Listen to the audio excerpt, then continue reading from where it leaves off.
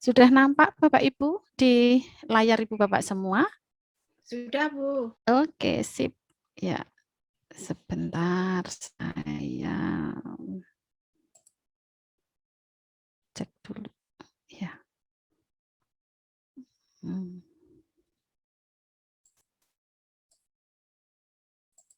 Ya. Oke, baik Ibu Bapak. Jadi siang sampai sore hari ini kita akan coba bahas bersama-sama tentang model-model pembelajaran yang bisa kita gunakan di dalam kegiatan pembelajaran ini ya.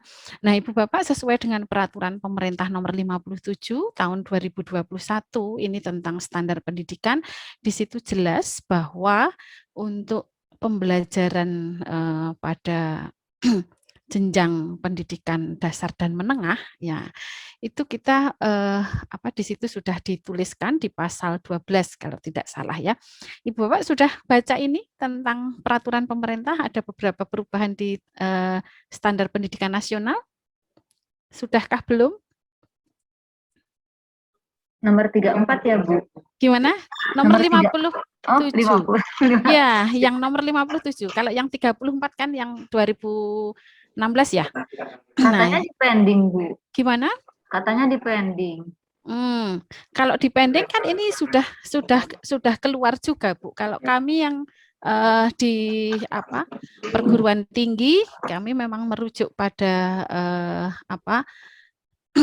Permen ya, pada Permen 30 Permen nomor 3 ya, Permen nomor 3 tahun 2020 ya. Ya, seandainya ini pun dipending, ya, tetapi pada proses pembelajaran, ini kan kaitannya dengan proses pembelajaran ya. Pada proses pembelajaran ini memang pada tataran pembelajaran dasar dan menengah, ya, saya kira ini masih bisa kita adopsi, Ibu Bapak.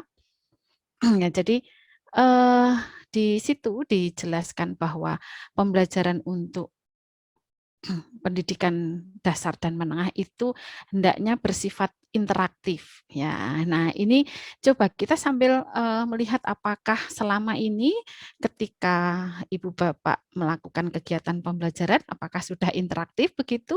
Kemudian selain interaktif ya interaktif saya kira jelas ya karena Bapak Ibu juga kalau selama ini mungkin dengan daring pun seperti ini ya kita ini tatap muka ya walaupun tidak bisa secara langsung tetapi kita masih tetap bisa berinteraksi seperti baru saja yang kita lakukan seperti ini contohnya ya interaksi jadi ada interaksi antara guru dan juga siswa atau peserta didik. Kemudian pembelajaran itu juga harapannya bisa menginspirasi atau pembelajaran yang inspiratif ya sehingga kemarin kalau kita lihat pada capaian pembelajaran ya pada capaian pembelajaran itu di kelas 10 ya jadi di fase akhir nanti setelah kelas 10 di fase akhir kelas 10 itu harapannya semua peserta didik itu sudah terinspirasi dan memiliki motivasi ya apa yang akan mereka dapatkan ya setelah mereka menempuh di kelas 10 ya motivasi dan juga terinspirasi apa yang bisa mereka lakukan begitu terutama kaitannya dengan bidang keahlian yang akan mereka pelajari begitu. Kemudian prinsip yang lain di dalam pembelajaran itu tentunya menyenangkan ya. Nah, ini kadang kita sebagai seorang guru ya, sebagai seorang dosen itu pengen tampil sebaik-baiknya itu karena tujuannya apa? Tujuannya agar transfer knowledge ini bisa berjalan dengan baik ya, sehingga pembelajaran ini harapannya bisa menyenangkan ya. Jadi menyenangkan untuk siswa maupun menyenangkan untuk guru. Nah, kalau kita mengajar sudah tertekan ya, mengajar dengan tertekan itu saya kira ya pasti tidak akan berjalan dengan baik ya begitu. Nah harapannya juga di dalam kegiatan pelatihan dan pendampingan ini pun Ibu Bapak mudah-mudahan tidak tertekan ya, apalagi tadi Bu Fitri jangan kejar-kejar tugas ya. Insya Allah kita akan lalui kegiatan ini dengan menyenangkan ya. Jadi dan terutama memang menyenangkan ini bisa kita bangun dari diri kita sendiri ya. Jadi terutama kegiatan yang kita lakukan dengan ikhlas ya, dengan ikhlas hati, itu insya Allah kita juga bisa meng-create kegiatan yang menyenangkan. Nah, kemudian selain pembelajaran yang menyenangkan, ini harapannya juga pembelajaran itu menantang ya, sehingga bisa memberikan tadi bisa kita kaitkan kalau di sini ya, inspiratif, menyenangkan sekaligus menantang. Nah, terutama menantang di mana? Nah, ini Bu Bapak nanti kita akan lihat dengan berbagai macam model, terutama model proyek ya. Jadi model proyek ini memang akan memberikan satu tantangan di dalam pembelajaran kepada siswa.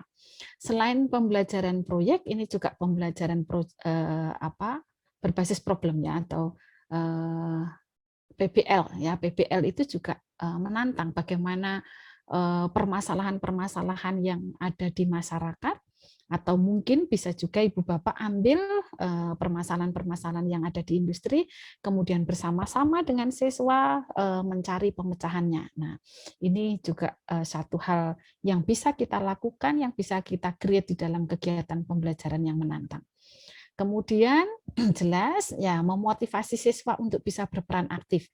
Ini memang gampang-gampang susah Ibu Bapak ya, untuk bisa memotivasi siswa berperan aktif, terutama saat daring seperti ini. Ya, kemarin mungkin ada pertanyaan dari Bu Heri ya, ada pertanyaan dari Bu Heri, bagaimana Bu Fitri untuk bisa mengajak orang tua atau wali itu untuk bisa berperan aktif, terutama kaitannya dengan memotivasi siswa dan juga membantu siswa di dalam pelaksanaan kegiatan pembelajaran. Nanti akan saya berikan contoh di modulnya bagaimana peran orang tua ya, secara spesifik ya. Jadi saya teringat kemarin pertanyaan dari Bu Heri ya. Nah, kemudian memotivasi siswa ya, memotivasi siswa ini untuk bisa berperan aktif itu bisa dengan berbagai macam cara. Tetapi jika memang motivasi itu belum terbangun ya pada siswa, itu kita perlu memberikan triknya ya, memberikan triknya dan juga mungkin memberikan pemantik-pemantik agar mereka bisa berperan aktifnya. Contohnya ini bisa melalui LK ya, atau lembar kerja yang akan menuntun mereka apa saja yang akan dilakukan. Nah, kemudian selain itu pembelajaran itu harapannya juga bisa memberikan ruang yang cukup ya, terutama bagi prakarsa, kemudian kreativitas, kemandirian ya, sesuai dengan bakat minat dan juga perkembangan fisik dan juga psikologis ya. Nah, ini Bu Bapak sehingga kegiatan-kegiatan pembelajaran yang seperti ini ya, ini harapannya bisa kita desain ya. Bisa kita desain. Kalau kemarin mungkin Ibu Bapak sudah menurunkan capaian pembelajarannya bahkan sampai ke penilaiannya seperti apa. Nah, ini kita akan lihat terutama dengan penyusunan strategi pembelajarannya ya. Ya, oke Bu Bapak, jadi mendesain pembelajaran itu sebenarnya intinya adalah mengajak ya siswa kita atau peserta didik itu untuk bisa bersama-sama belajar untuk memahami ya, untuk memahami, kemudian untuk menghayati ya, bahkan kita juga mengajak peserta didik itu untuk bisa belajar berkarya karena ini SMK ya. Jadi mengajak peserta didik itu untuk bisa belajar berkarya, membuat satu karya ini memang identik dengan pembelajaran di SMK. Kemudian selain itu juga melakukan kegiatan nyata. Ya, jadi kalau hanya di SMK kok hanya teori saja ya berarti kan kelasnya hanya di awang-awang ya. Jadi kita memang harus melakukan kegiatan nyata karena vokasi ya. Nah, Ibu Bapak di dalam peraturan kemarin ya, kurikulum untuk SMK PK terutama jelas di situ disampaikan bahwa strategi pembelajaran itu bisa melalui beberapa cara, beberapa langkah ya. Antara lain ini pembelajaran di kelas ya, jelas pasti Bu Bapak yang ini sudah kita lakukan setiap hari ya. Kemudian pembelajaran di unit-unit proses pengolahan hasil pertanian ya, ini bisa ini mohon maaf saya spesifik ini nanti mungkin bisa tidak ke hasil pertanian ya, tapi pembelajaran di unit-unit apa, kalau mungkin Ibu Bapak di bidang keahlian yang lain ya. Ini kebetulan saya kemarin contohnya itu mengambil yang di CP kemarin ya, yang minggu kemarin itu saya mengambil APHP ya. Jadi mohon maaf ini masih contohnya masih APHP.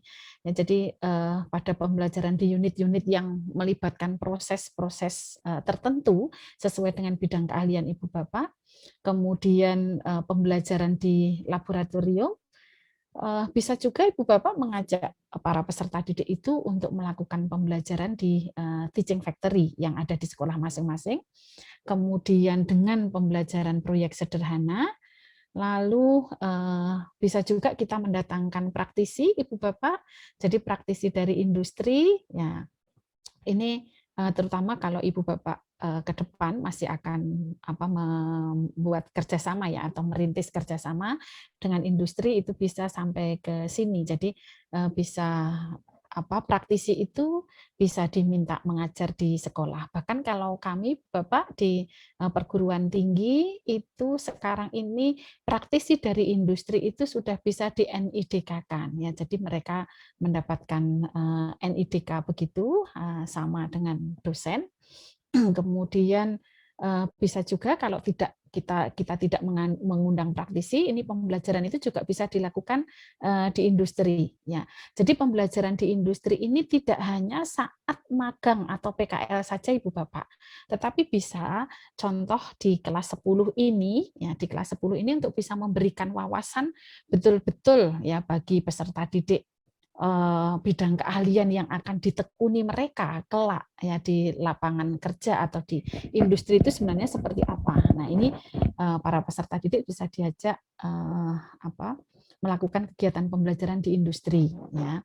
Kemudian selain itu juga pembelajaran itu bisa kita lakukan dengan media digital. Nah, ini strategi-strategi pembelajaran yang bisa kita lakukan ya. Ini spesifik Ibu Bapak di kurikulum SMKPK ini juga sudah tertulis bahwa ada 8 strategi pembelajaran yang bisa digunakan saat ini ya. Kemudian Ibu Bapak saya lanjut lagi. Jadi strategi pembelajaran itu kalau kita lihat ya, ini terutama untuk kondisi pembelajaran itu bisa kita lihat terutama dari sisi karakteristik pembelajaran ya. Kita lihat capaian pembelajaran ya, yang kemarin sudah kita identifikasi capaian pembelajarannya apa ya. Nah, kemudian kira-kira ada nggak hambatan selama ini? Kalau kita lihat mungkin ini dari karakter siswa ya, dari karakter siswa seperti apa ya, ini mohon maaf Bapak Ibu saya belum ganti ini karakteristik siswa ya.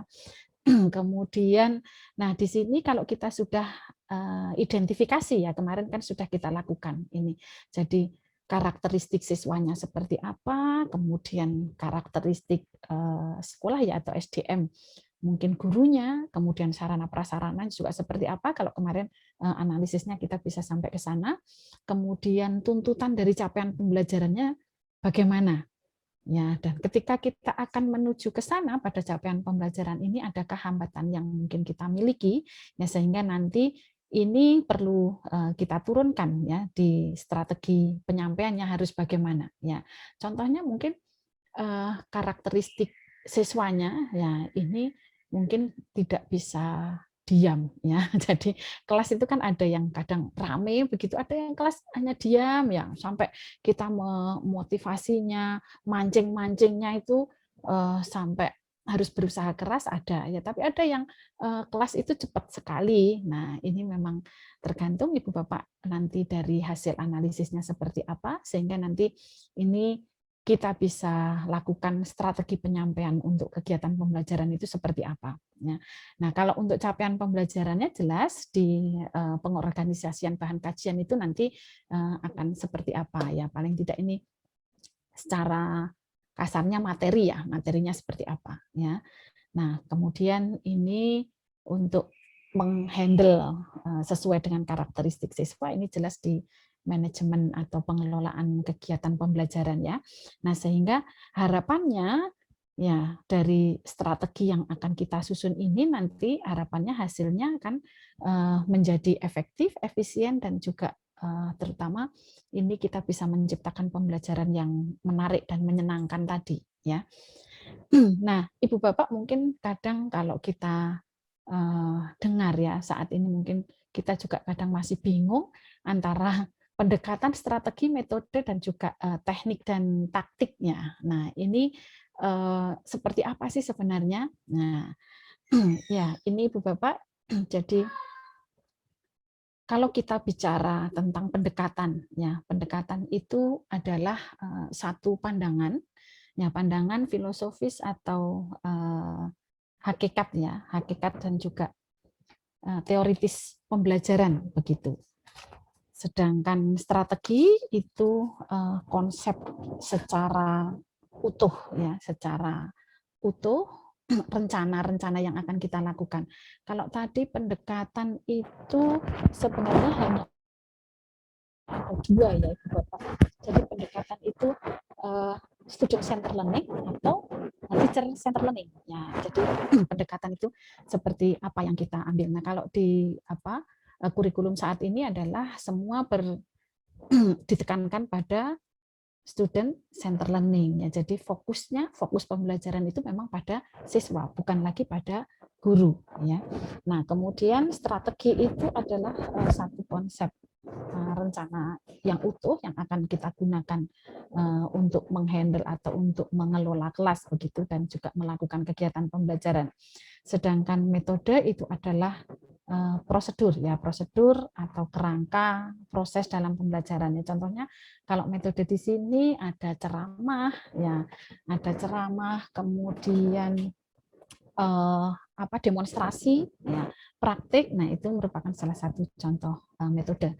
Kemudian teknik dan taktik ya, teknik dan taktik pembelajaran ini adalah cara-cara khas ya seseorang atau seorang guru di dalam melakukan kegiatan operasional atau tindakan pembelajaran. Nah, Ibu Bapak, yang akan kita pelajari saat ini adalah model pembelajaran. Nah, model pembelajaran ini Ibu Bapak ini sebenarnya yang sudah mengcover mulai dari pendekatan, strategi, metode dan juga teknik serta taktik pembelajaran yang bisa kita gunakan. Nah, Ibu Bapak, untuk saat ini model-model pembelajaran yang bisa kita implementasikan di sekolah ya untuk pembelajaran itu adalah antara lain kita masih bisa gunakan pembelajaran dengan metode saintifik ya. Dengan metode saintifik ini memang urut-urutannya ya urut-urutannya sebenarnya saintifik ini sehingga di sini kenapa kok saya tuliskan metode ya. Metode tadi katanya Bu Fitri itu ceramah ya, kemudian diskusi, lalu demonstrasi dan juga praktik. Nah, ini kok mengapa saintifik ini dikatakan metode dikatakan metode ya? Ini karena sebenarnya 5M atau 6M itu belum menjadi sintak Ibu Bapak, hanya saja urutan-urutannya ya urutan-urutannya ketika kita melakukan pembelajaran terutama di kurikulum 2013 kemarin itu kan diarahkan pada penggunaan saintifik ini sehingga ada yang mengatakan pendekatannya secara saintifik ya kemudian ada juga yang mengatakan metode ya seperti itu. Nah, ini kesepakatan kalau kemarin disebut metode itu adalah kesepakatan terutama di tingkatan pendidikan dasar dan menengah ya. Nah, ini langkah-langkahnya adalah mengamati ya di mana yang mengamati itu bukan gurunya ya tetapi siswa ya siswa itu mengamati fenomena. Jadi ini sebenarnya saintifik langkah-langkah saintifik ini 5M atau bahkan bisa dilanjutkan menjadi 6N itu adalah satu hal yang setiap saat sebenarnya kita lakukan. Hanya saja bagaimana agar kita bisa memberikan satu konsep proses berpikir ya kepada siswa sehingga ini dituangkan di dalam metode pembelajaran. Jadi M yang pertama adalah mengamati. Ini biasanya siswa ya kita ajak untuk mengamati ya, mengamati sesuatu ya, mengamati sesuatu atau mungkin fenomenon ya. Kalau kejadiannya kan fenomena ya. Nah, ini mereka diajak mengamati itu tidak hanya dengan cara melihat ya, tetapi bisa dengan berbagai macam indera yang kita miliki ya, dengan membaca. Jadi membaca itu juga sudah termasuk pada kegiatan mengamati ya. Kemudian mendengar, menyimak, melihat, menonton, dan juga hal-hal cara atau cara-cara mengamati yang lain ya. Yang intinya ketika mengamati itu harapannya siswa akan memperoleh satu kesenjangan pengetahuan, atau di sini adalah gap of knowledge ya. Jadi permasalahan di sini sebenarnya apa yang akan dimunculkan ya, sehingga langkahnya adalah dengan mengamati. Nah, selain mengamati, setelah mengamati itu harapannya siswa itu terus muncul ya, muncul di pikirannya itu berbagai macam hal ya yang perlu diketahui ya, atau penasaran ya. Ketika mereka diminta mengamati itu mereka akan memiliki rasa penasaran dan berbagai macam hal yang akan ditanyakan dari hasil yang diamati. Ya, namun di sini Ibu Bapak sering terjadi ya pada pembelajaran di kurikulum 2013 itu ketika menggunakan 5M ini ya, biasanya seringnya yang diamati kalau siswa itu diajak nonton video begitu ya, harusnya yang diamati itu adalah satu hal tadi gap of knowledge-nya itu, tetapi yang kadang ditanyakan itu nanti terkait dengan pengamatan videonya, mungkin tokohnya begitu ya, atau bahkan bajunya ya. Kalau bajunya dari bidang keahlian busana mungkin cocok ya, tapi kalau apa dari sudut pandang bidang keahlian yang lain kan mungkin kurang pas. Jadi di sini kadang justru siswa itu yang diamati lainnya. Tapi nggak masalah Ibu Bapak, ini sebagai satu proses pembelajaran juga, bahwa siswa itu nanti lama-kelamaan ya akan terbiasa mengamati, mencari hal-hal yang apa perlu ditelusuri lebih lanjut begitu. Nah, kemudian lagi di M yang kedua adalah merumuskan pertanyaan ya tadi Ibu Bapak. Kemudian M yang ketiga ya, jadi setelah mereka merumuskan pertanyaan dari mengamati hasil pengamatan itu, kemudian mereka merumuskan berbagai macam pertanyaan. Kemudian nah ini M yang ketiga itu siswa diajak untuk mengumpulkan data-data atau informasi ya terkait jawaban untuk menjawab dari pertanyaan di M yang kedua tadi ya. Nah, ini langkahnya bisa dengan berbagai macam langkah ya. Bisa dengan wawancara ya, bisa juga dengan membaca lagi, kemudian mereka bisa juga dengan browsing dan searching di internet, kemudian bisa juga mereka melakukan percobaan ya atau uji coba untuk bisa mencari jawaban dari permasalahan yang mereka rumuskan di M yang kedua. Nah, kemudian Ibu Bapak di M yang keempat ini adalah mengasosiasi atau siswa itu diajak untuk bisa menyimpulkan dari data-data yang diperoleh tadi ya, atau informasi yang diperoleh dari M yang ketiga itu.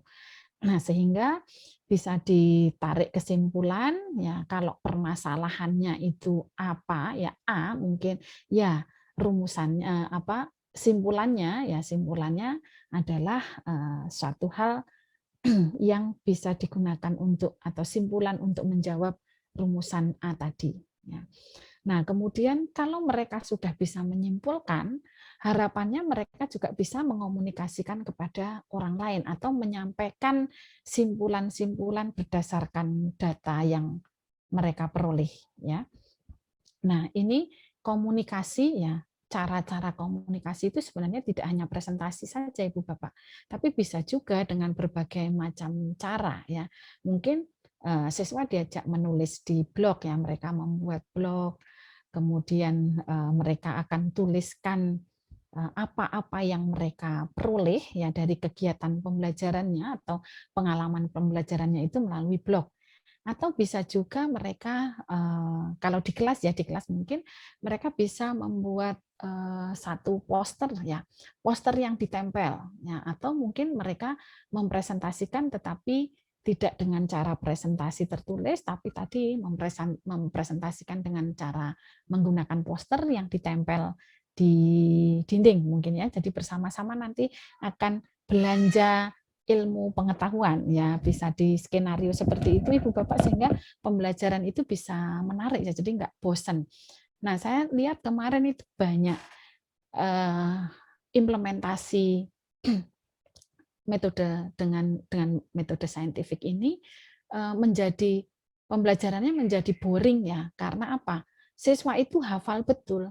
Ya pasti nanti pertama ya disuruh mengamati, kemudian suruh merumuskan pertanyaan, lalu suruh cari data-data, lalu disimpulkan, dipresentasikan, dan presentasinya polanya juga seperti itu terus-menerus ya, sehingga siswa itu menjadi bosan, jenuh ya, karena polanya sudah diketahui ya, mereka sudah hafal. Jadi hampir semua pembelajaran seperti itu, langkah-langkahnya juga seperti itu. Ya, bahkan kadang akhirnya perpus pun pada jam-jam tertentu itu menjadi crowded, menjadi penuh dipenuhi siswa, karena ketika mereka harus mengumpulkan data, informasi, atau mungkin mengamati dengan cara membaca, ya anak-anak diminta untuk membaca di perpustakaan ya, dan lain sebagainya, sehingga ini menjadi membosankan. Nah, tetapi mungkin kalau kita bisa meng-create ya, bisa meng-create di pembelajaran ini, walaupun dengan dengan metode saintifik yang 5M, atau kita bisa juga melanjutkan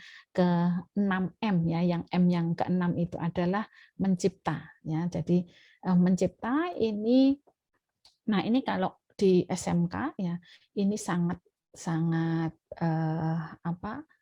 implementatif ya, karena memang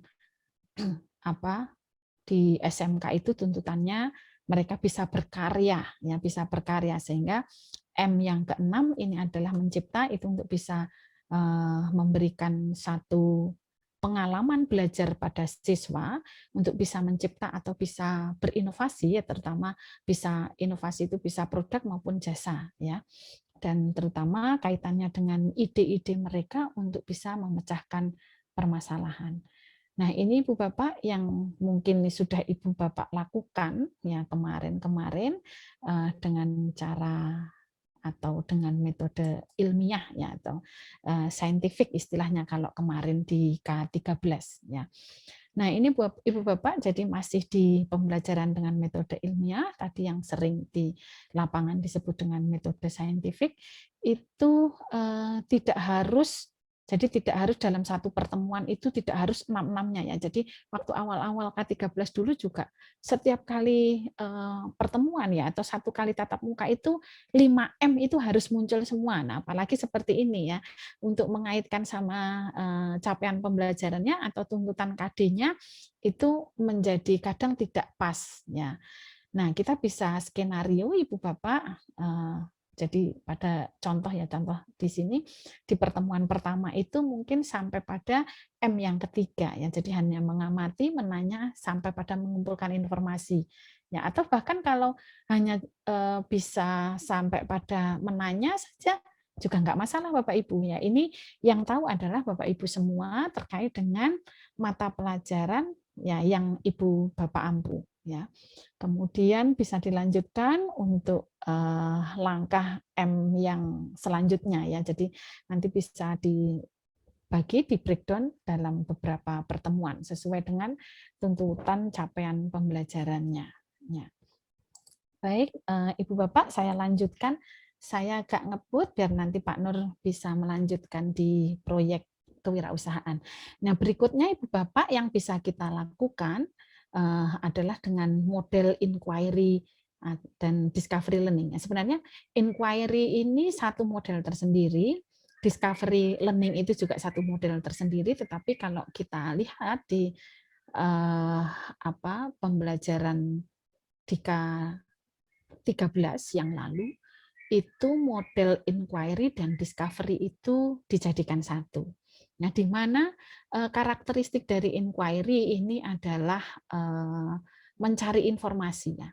Mencari informasi yang didasarkan pada berbagai macam pertanyaan begitu. Jadi inquiry ini sebenarnya yang akan mendorong siswa ya untuk mengambil satu inisiatif, terutama dalam mengajukan pertanyaan ya. Jadi memang Ibu Bapak mungkin bisa kita lihat ya, anak-anak ketika usia 3-4 tahun, 5 tahun itu, waduh, pertanyaannya aduh, semua semua apa yang dia lihat itu bisa muncul, bisa menjadi pertanyaan yang kadang kita sebagai orang tua itu menjawabnya agak kesulitan. Ini contohnya yang saya alami. Jadi mereka selalu bertanya ya, jadi penasarannya sangat-sangat tinggi. Tetapi coba dilihat ketika anak sudah mulai sekolah ya, sudah mulai sekolah SD ya, itu mereka akhirnya jadi kadang lebih pasif ya, kok nggak pertanyaannya nggak seperti dulu ketika mereka di usia 3-4 tahun, sehingga ini yang coba bisa kita lihat, mungkin anak didik kita juga ketika diminta untuk bertanya ya itu kadang mereka hanya pasif, hanya diam. Nah, apalagi dengan pembelajaran daring kadang ya, kalau tidak diminta on cam ya mereka semua off cam, nggak tahu ini ditinggal apa ya, ditinggal tidur apa disambi dengan apa begitu. Nah, sehingga inquiry ini sebenarnya yang akan mendorong siswa-siswi kita untuk bisa berpikir kreatif dan juga mengambil inisiatif, terutama melalui berbagai pertanyaan yang akan mereka ungkap. Nah, kemudian discovery ini adalah penyingkapannya atau pengungkapannya, sehingga bisa discovery ini dengan cara melakukan tindakannya. Kalau di sini tindakan atau contoh dari menemukan sesuatu yang mereka lakukan ya. Nah, ini biasanya discovery itu yang bisa kita lakukan kalau di sekolah ya, terutama di SMK ini pembelajaran dengan cara pembuktian atau dengan cara penelitian ya, sehingga inquiry discovery ini biasanya adalah, jadi kalau kemarin itu sering disebut dengan penyingkapan ya. Nah, sehingga di sini ya, jadi yang pertama itu melibatkan siswa dalam mengajukan atau merumuskan pertanyaan-pertanyaan yang dimana ini disebut dengan inquiry tadi. Kemudian langkah yang kedua ini siswa akan menemukan ya, sehingga discover ya. Jadi to discover atau yang sering disebut dengan discovery learning itu sebenarnya untuk mengungkap, menemukan jawaban atas pertanyaan yang mereka ajukan pada inquiry ya. Jadi terutama di sini adalah pengalaman belajarnya ya, pengalaman belajarnya mereka akan mendapatkan pengetahuan dan keterampilan itu dari penyingkapan atau dari penemuan. Nah, sehingga di sini akan lebih spesifik kalau Ibu Bapak mungkin dengan cara eksperimen ya. Jadi mereka akan dapatkan pengalaman yang betul-betul mereka ketahui ya. Nah, Ibu Bapak untuk sintak atau urut-urutan langkah-langkah pembelajarannya untuk discovery learning ya, untuk inquiry discovery ini sama Ibu Bapak. Langkah yang pertama itu adalah merumuskan pertanyaan ya. Sehingga ini terutama topik pembelajaran itu menjadi sangat penting di sini ya. Nah, ini Ibu Bapak, kalau di sini yang saya berikan merah-merah ini kan sebenarnya kaitannya dengan karakter ya.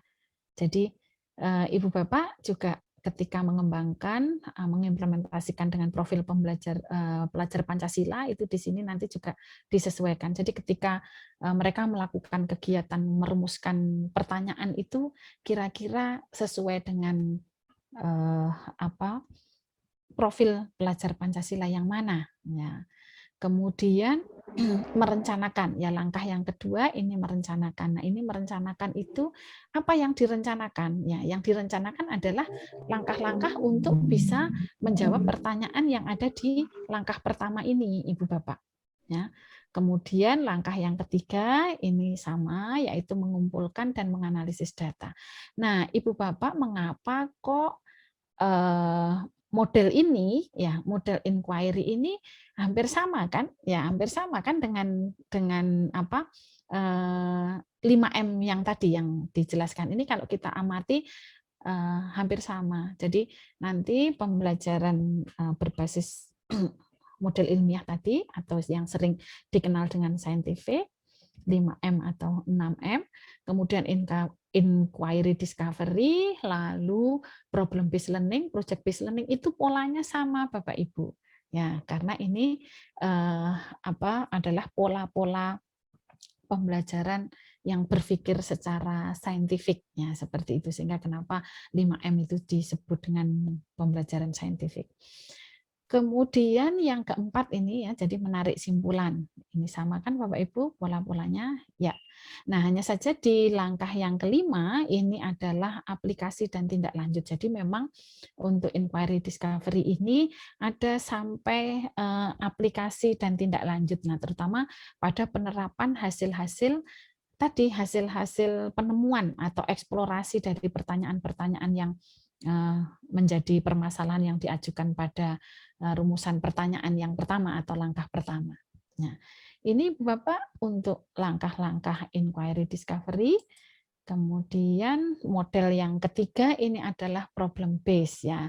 Problem based learning ini sama ya Bapak Ibu. Jadi pembelajaran yang didasarkan pada satu permasalahan ya. Jadi memang ini perlu jadi pemantiknya itu adalah satu permasalahan yang bisa dikemukakan oleh guru ya. Jadi guru bisa membuat atau mendesain pembelajarannya dengan menampilkan berbagai macam permasalahan ya. Jadi ini sudah sekaligus dengan langkah-langkahnya ya. Jadi langkah pertama itu adalah klarifikasi permasalahan, di mana di sini klarifikasi itu kalau kita kan biasanya ya mengklarifikasi ya, meluruskan ya atau menjawab. Nah, tapi di sini yang dimaksudkan dengan klarifikasi permasalahan adalah penyajian permasalahan oleh guru ya, yang ini nanti akan dicari jawabnya oleh peserta didik ya.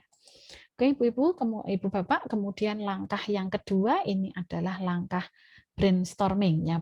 Langkah brainstorming ini untuk bersama-sama intinya membuka wawasan dari siswa ya, membuka wawasan peserta didik untuk bisa mengidentifikasi permasalahan-permasalahan. Jadi ini brainstorming ini ya bisa kita lakukan dengan cara diskusi ya, dengan cara berdiskusi bersama-sama di mana guru menjadi fasilitator ya. Jadi ini Ibu Bapak, jadi di sini kita tidak langsung memberikan materi ya Ibu Bapak, tapi nanti mereka itu akan belajar, jadi pengalaman belajarnya itu mereka akan peroleh dari ketika mereka melakukan penyelesaian permasalahan yang kita berikan ya.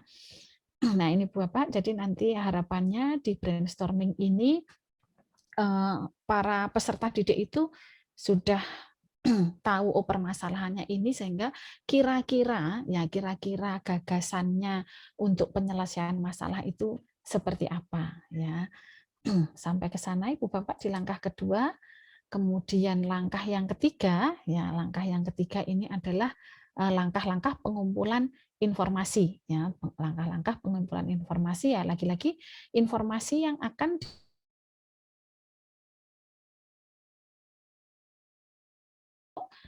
nah, kemudian Ibu Bapak langkah yang keempat ini akan berbagi informasi dan berdiskusi untuk menemukan solusi ya. Nah, menemukan solusi di sini dari data-data yang mereka peroleh ya, data-data yang mereka peroleh itu mereka akhirnya bisa mendiskusikan bahwa alternatif pemecahan permasalahannya itu dari permasalahan yang dikemukakan atau yang diminta jawabannya ya itu seperti ini. Nah, jadi siswa itu bisa merumuskan solusi penyelesaiannya itu tidak hanya ngawur ya istilahnya, atau tidak hanya coba-coba ya, tetapi berdasarkan memang data-data dan juga mungkin sumber referensi yang betul-betul jelas dan bisa dipertanggungjawabkan. Ya, kemudian langkah yang kelima Ibu Bapak, kalau tadi mereka sudah bisa merumuskan ya alternatif jawaban begitu atau alternatif penyelesaian masalah. Nah, kemudian langkah yang kelima ini mereka bisa mempresentasikan kepada teman dan juga guru tentang hasil penyelesaian masalah yang mereka akan berikan ya, yang mereka berikan. Kemudian langkah yang terakhir ini adalah refleksi ya. Refleksi ini bersama-sama antara siswa dan guru itu merefleksi apa yang sudah mereka lakukan dan juga pengalaman-pengalaman belajar yang bisa diperoleh dari kegiatan pembelajarannya. Nah, Ibu Bapak, yang berikutnya adalah pembelajaran berbasis proyeknya. Nah, keuntungan pembelajaran berbasis proyek ini, Bu Bapak, ini sangat-sangat sesuai ya ketika kita lakukan untuk pembelajaran di vokasi ya di SMK ini, dan juga terutama kaitannya dengan saat-saat pandemi seperti ini ya. Saat-saat pandemi seperti ini yang paling apa? Paling mendekati kondisi real dan bisa menyesuaikan dengan kondisi itu adalah pembelajaran berbasis proyek. Nah, dengan pembelajaran berbasis proyek ini ada beberapa keuntungan ya, terutama ini harapannya bisa meningkatkan motivasi belajar peserta didik ya, karena mereka akan langsung terjun langsung menangani proyek yang kita berikan begitu. Nah, kemudian ini juga akan meningkatkan kemampuan pemecahan masalah. Memang Ibu Bapak, jadi pembelajaran berbasis proyek dan pembelajaran berbasis masalah ya, PBL dan PJB dijadikan satu rangkaian ya. Jadi satu rangkaian di mana untuk menemukan permasalahan dan juga solusinya itu dengan pembelajaran berbasis masalah. Nah, kemudian solusi itu nanti proyek kan. Hanya memang spesifik sebenarnya pembelajaran berbasis proyek ini adalah luarannya adalah produk ya. Biasanya produk itu ya bisa produk maupun jasa ya. Jadi kalau jasa itu ya modelnya atau mungkin satu bentuknya ya seperti apa. Nah, kemudian harapannya dari pembelajaran berbasis proyek ini juga akan menjadi peserta didik itu lebih aktif ya, karena tidak hanya teori-teori saja ya, tetapi mereka mempelajari teori itu untuk menyelesaikan proyeknya. Sehingga harapannya nanti di akhir proyek itu siswa itu bisa mengambil pengalaman belajar itu baik bisa menyimpulkan secara teori maupun praktiknya untuk mewujudkan produk atau hasil proyek yang mereka hasilkan ya, atau luaran proyeknya. Kemudian selain itu juga akan meningkatkan kolaborasi ya. Kemudian mendorong peserta didik untuk mengembangkan keterampilan komunikasi dan juga harapannya bisa mengelola satu sumber ya. Sumber ini bisa sumber daya manusianya, terutama di dalam manage kerjasama ya. Di sini kan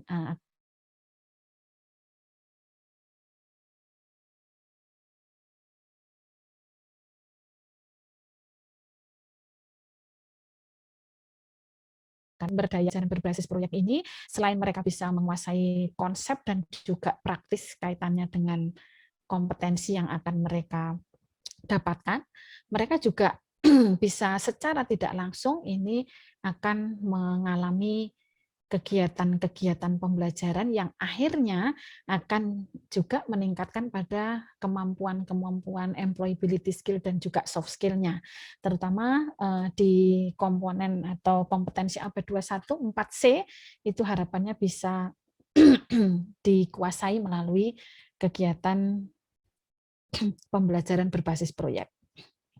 Ya, Ibu Bapak, saya lanjutkan. Jadi keuntungan di sini juga banyak sekali ya Bapak Ibu, selain tadi yang saya sebutkan. Ya, kemudian apa proyek dalam mata pelajaran yang bisa kita berikan ya kepada peserta didik? Ini biasanya proyeknya itu adalah satu tugas kompleks ya, bisa melakukan penyelidikan, ya bisa mengkonstruksi, bisa juga mengembangkan produk, terutama ini tergantung Bapak Ibu. Kalau pembelajaran berbasis proyek itu proyeknya itu bisa mulai dari proyek yang sederhana, kemudian middle begitu atau medium, jadi membutuhkan waktu. Kalau yang sederhana itu bisa saja proyeknya itu satu kali tatap muka pun bisa ya. Kemudian proyek yang skalanya menengah itu mungkin bisa beberapa kali pertemuan, dan ada juga mungkin yang proyeknya itu 1 semester memang ya, terutama mungkin ketika nanti Ibu Bapak coba akan belajar dengan Pak Nur di proyek kewirausahaan itu bisa proyeknya itu dalam jangka panjang, mungkin dalam jangka 1 semester ya. Itu bisa saja Bapak Ibu, tergantung nanti sesuai dengan capaian pembelajaran yang ditentukan. Ya. Nah, kemudian topik proyek itu terkait dengan materi pelajaran yang akan dipelajari oleh siswa ya, terutama ini sesuai dengan capaian pembelajarannya. Kemudian proyek itu juga bisa dilakukan secara individu, ya bisa juga secara kelompok, ya bahkan bisa juga kolaboratif. Ya kolaboratif ini bisa saja dari beberapa mapel, ya Bapak Ibu. Jadi dari beberapa mapel menjadi satu proyek ya. Ini akan lebih efektif Bapak Ibu dan juga selain efektif di dalam pengelolaannya, ini juga akan efektif dari segi biaya mungkin ya kaitannya dengan proyek itu seringnya memang harus mengeluarkan biaya ya. Jadi dan juga waktunya ya waktunya ini akan efektif ya sehingga Bapak Ibu dimungkinkan juga kita berkolaborasi dengan bidang keahlian yang lain ini juga dimungkinkan ya bisa saja dimungkinkan juga mungkin PHP kerjasama dengan peternakan ya atau dengan tanaman itu juga bisa Bapak Ibu ya nanti bisa di skenario ya. Kemudian proyek ini harapannya akan bisa mendorong siswa untuk bisa real menciptakan produk baik itu produk yang masih prototipe maupun desain produknya serta bahkan mungkin model ya model juga bisa dan sampai harapannya mereka juga bisa sampai pada mendisplaynya ya mendisplaynya bagaimana ya sehingga proyek ini mungkin kalau proyek yang jangka panjang ya, yang akhirnya mungkin bisa menjadi satu pameran ya, pameran. Mungkin ini sekolah mengadakan pameran yang hasilnya itu merupakan hasil-hasil yang dipamerkan itu adalah hasil-hasil dari proyek berbagai macam mata pelajaran atau bisa juga dari kolaboratif antar bidang keahlian atau antar mapel ya. Kemudian proses dan produk proyek siswa itu juga bisa dipresentasikan di dalam kelas ya. Jadi walaupun proyek tidak berarti kemudian kesepakatan membuat proyeknya apa, lalu waktunya itu ditentukan berapa, kemudian sudah ya tanpa fasilitasi guru tidak ya. Jadi di sini model pembelajaran berbasis proyek itu juga guru sangat-sangat berperan ya di mana guru itu akan membantu siswa terutama di dalam menentukan tema ya. Tema yang realistik dari proyek siswa itu. Sehingga di sini mungkin guru itu akan guru bersama-sama dengan siswa itu menentukan proyek itu di langkah yang pertama ya. Jadi di sintak PJBL ini adalah yang pertama itu nanti pada penentuan tema proyek atau topiknya ya. Atau bisa temanya kemudian diperkecil lagi menjadi topik per kelompok atau per siswa itu bisa berbeda ya. Nah, kemudian guru ini juga akan membantu siswa terutama mempelajari konsep-konsep pada keterampilan penggunaan proyek itu atau pada penyelesaian proyek ya. Kemudian, nah ini guru juga bisa memfasilitatori siswa, terutama saat siswa itu berdiskusi di penyelesaian proyek. Ya. Kemudian guru ini juga memonitor perkembangan penyelesaian proyek. Ya, ini tadi sudah saya sampaikan bahwa proyek itu bisa satu mapel ataupun bisa dari beberapa mapel ya bahkan bisa juga lintas bidang keahlian. Ya, Ibu Bapak untuk langkah-langkahnya ya langkah-langkahnya ini sintaknya ada 6 langkah ya ada 6 langkah pada pembelajaran berbasis proyek. Yang pertama ini penentuan proyek ya. Yang menentukan proyek siapa? Ya ini guru dan siswa. Ya, jadi guru bersama-sama siswa. Kemudian setelah proyeknya itu ditentukan, kemudian siswa akan merancang langkah-langkah penyelesaian proyek. Ya, jadi ini yang melakukan semua siswa Bapak Ibu, ya, tetapi guru ini mendampingi. Ya. Kemudian selain setelah melakukan perancangan bagaimana menyelesaikan proyeknya, mereka akan menurunkannya di dalam penyusunan jadwal. Jadi jadwal ini Bapak Ibu, jadwal ini terkait dengan jadwal dia menjadwal bagaimana akan menyelesaikan proyeknya sesuai dengan langkah-langkah di sini ya. Sehingga di sini mengapa kok pembelajaran berbasis proyek itu bisa membekali berbagai macam kompetensi ya, sehingga di sini contohnya di langkah yang ketiga ini harapannya mereka juga bisa mengelola waktu dan juga personil di sini kalau mungkin kelompok. Nah, nanti mungkin jadwal belanja ke pasar siapa ya, itu kan sampai ke sana, mereka sampai pada penyusunan jadwalnya. Kemudian setelah penyusunan jadwal, ini mereka akan melakukan penyelesaian proyek itu dengan fasilitasi dan juga monitoring guru ya. Kemudian, nah ini untuk penyelesaiannya kan sesuai dengan jadwal yang mereka kerjakan atau yang mereka buat ya.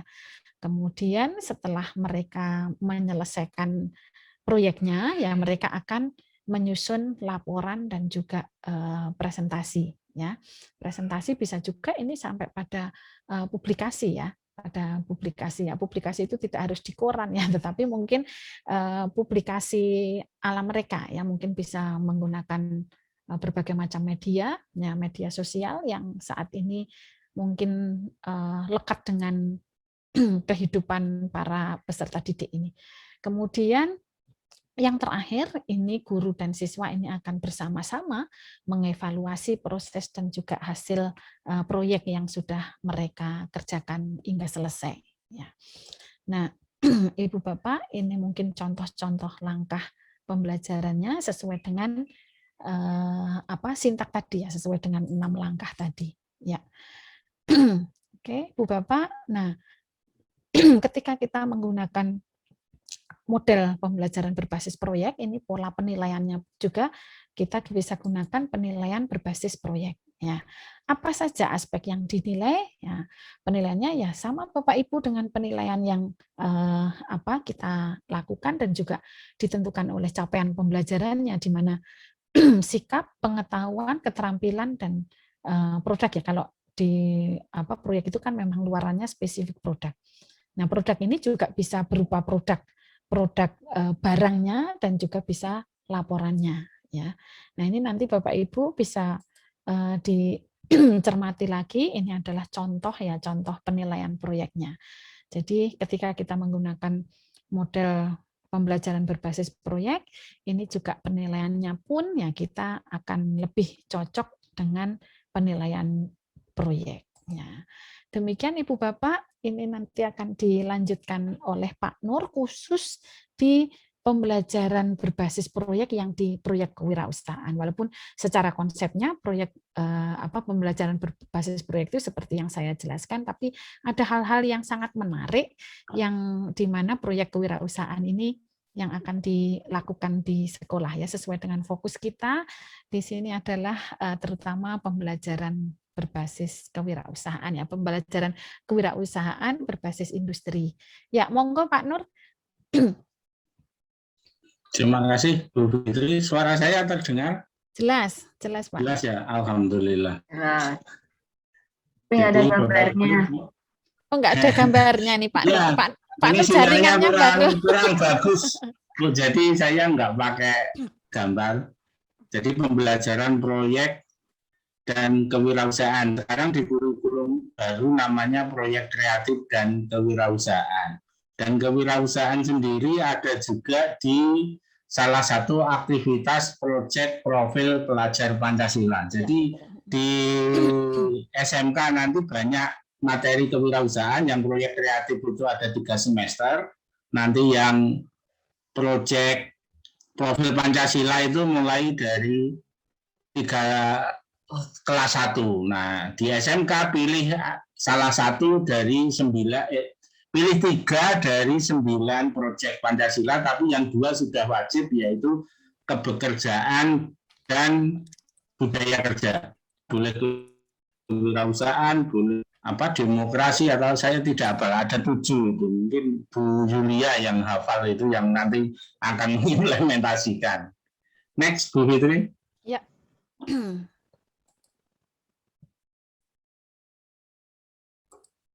Nah, ini mata pelajaran proyek kreatif itu wahana pembelajaran peserta didik mengaktualisasikan kompetensi, mengekspresikan kompetensinya. Jadi kalau di proyek kreatif dan kewirausahaan sebagai mata pelajaran diusahakan sesuai dengan kompetensi keahliannya. Jadi kalau busana ya terkait fashion, kalau ABHP ya terkait produknya, kalau tanaman ya terkait dengan produknya. Itu harapannya. Proyek ini bisa dilakukan secara kelompok maupun perorangan. Jadi bebas dipilih. Kalau anak itu yakin dengan dirinya sendiri dan dia sanggup sendiri, Bapak Ibu boleh melakukannya perorangan atau dia diizinkan perorangan. Lainnya mungkin berkelompok. Nah, tahap pertama bisa simulasi sehingga nanti tahun pertama atau di kelas 10 itu bisa simulasi bagaimana cara berjualan dalam skala kecil, tetapi nanti harapannya di fase F itu memang sudah layanan nyata melayani masyarakat. Next, Bu. Ya.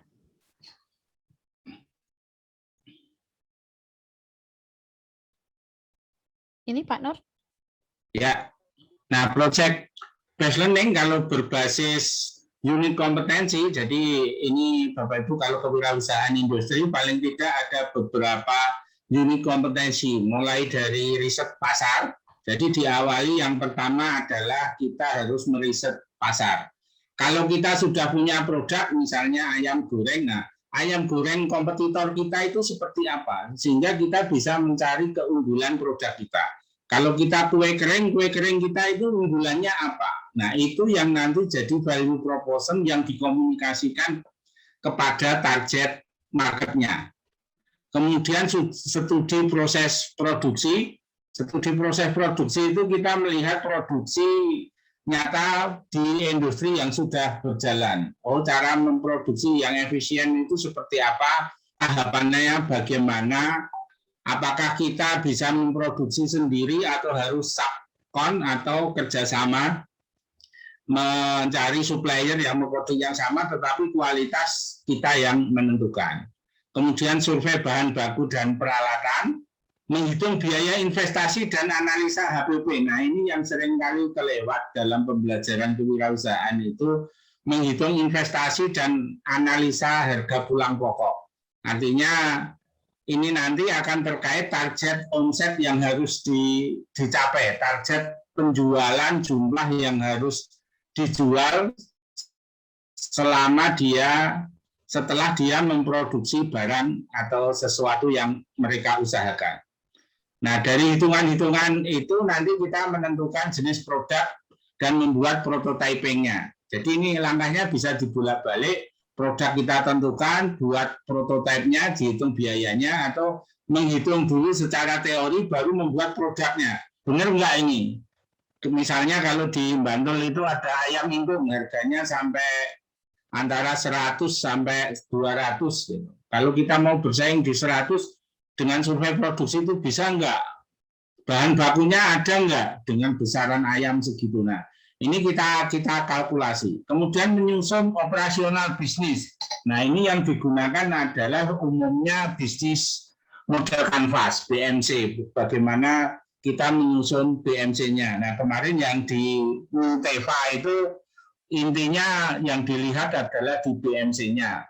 Banyak proposal itu tidak menyertakan BMC sehingga gugur di tahap kita review itu sudah langsung nggak dilihat karena BMC-nya tidak jelas mengutarakan apa keunggulan produknya, bagaimana cara memproduksinya, target konsumennya tidak jelas. Nah, kemudian melakukan produksi, melakukan pemasaran, dan menyusun laporan usaha. Nah, laporan usaha ini juga menggunakan aplikasi. Kita bisa pakai aplikasi POS, bisa kasir portable, kasir pintar, dan sebagainya. Nah, di kewirausahaan industri ini juga harus melakukan pemasaran secara digital. Habis itu kita review. Nah, ini kalau kita mencakup unit-unit kompetensi yang ada di SKKNI Kewirausahaan Industri. Selanjutnya, Bu Fitri. Ya. Next.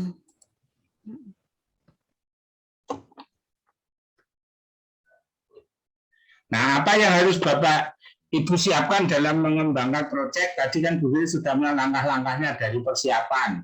Nah, ini proyeknya mulai dari analisa pasar atau kebutuhan. Apa yang dianalisa? Kalau kita punya proyek, kita cari kompetitornya. kompetitor itu pelanggannya siapa, cara marketingnya bagaimana. Nah, kita cari kelemahannya supaya produk kita nanti bisa bersaing di pasar. Kalau kita mencari target market dulu, dari pasar dulu, produknya apa ya, kita wawancara. Misalnya targetnya siswa atau remaja usia anak-anak sekolah, apa kesenangannya? Oh, kesenangannya adalah yang berbau K-pop gitu. Sehingga kemarin McD itu laris banget gitu, hanya karena packagingnya pakai es. Nah, itu salah satu contoh bagaimana kita menganalisa pasar kemudian membuat programnya supaya laku. Baru kita tentukan produknya apa yang mau diusahakan. Kemudian kita analisis kompetensinya. Kalau sesuai kompetensi apa saja yang terkait. Misalnya kalau di busana mulai dari mendesain, maka nanti kalau tadi kolaboratif kata Bu Witri dengan mata pelajaran lain, nah guru desain dilibatkan, kemudian pola dilibatkan, jahit dilibatkan, guru kewirausahaan dilibatkan. Nah nanti menilai bareng-bareng dalam rangka mengerjakan proyek ini, kemudian melakukan produksi, kemudian mengelola dan melaksanakan bisnisnya, kemudian kita review, nanti kembali lagi untuk kita tingkatkan. Ini contoh pelaksanaan. Sehingga kalau proyek itu karakteristiknya kan ada proyeknya, ada batas waktunya, dan ada kegiatan penyelesaian pelaksanaan proyeknya. Jadi proyek itu karakteristiknya ada kesepakatan di awal untuk proyek, kontrak, kemudian melaksanakan proyeknya, dan ada timeline-nya, batas waktunya. Jadi ini usaha mau 3 bulan, mau 2 bulan, mau 1 minggu setiap unit kompetensi. Nah, Bapak Ibu bisa mengatur sesuai dengan minggu-minggu efektif yang diberikan dalam pembelajaran itu. Kalau gabungan berarti bisa lebih fleksibel lagi karena jamnya bisa disatukan. Nah, ini masih terkendala yang model begini itu di Dapodik. Tapi Bapak Ibu biasanya kan sudah punya 2 laporan implementasi dan laporan sistem. Next, Bu Fitri. Ya.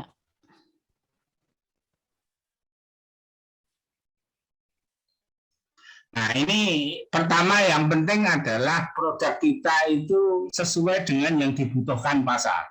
Sehingga kalau dalam pengembangan startup ini, salah satu startup gagal itu dia tidak mampu menemukan pasarnya. Jadi produknya bagus, inovatif, tetapi pasarnya enggak ada. Dipromosikan tidak tepat kepada sasaran marketnya. Biasanya kalau inovasi kita bikin, kita prototyping, barang bagus, ternyata setelah jadi harganya tidak kompetitif dengan yang di pasar. Nah, itu jadi tantangan pertama adalah produknya. Jadi cari produk yang laku di pasar. Next, Bu Vin. Ya.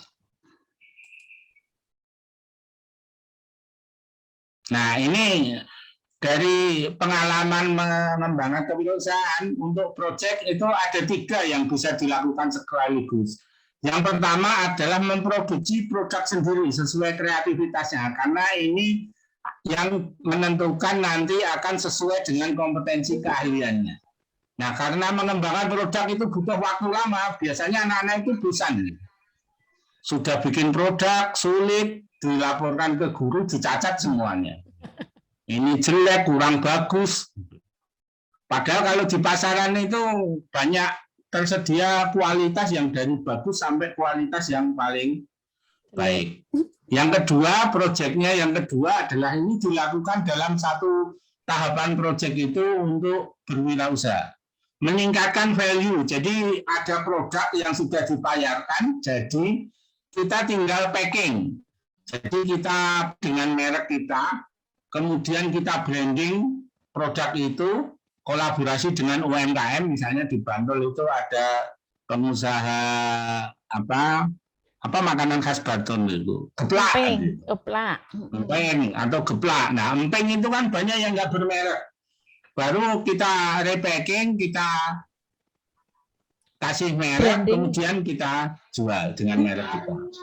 Yang berikutnya paling cepat adalah reseller atau dropshipper. Jadi sudah ada mereknya, sudah apa? Ini produknya laris langsung dijual saja. Kita sebagai marginnya akan lebih sedikit.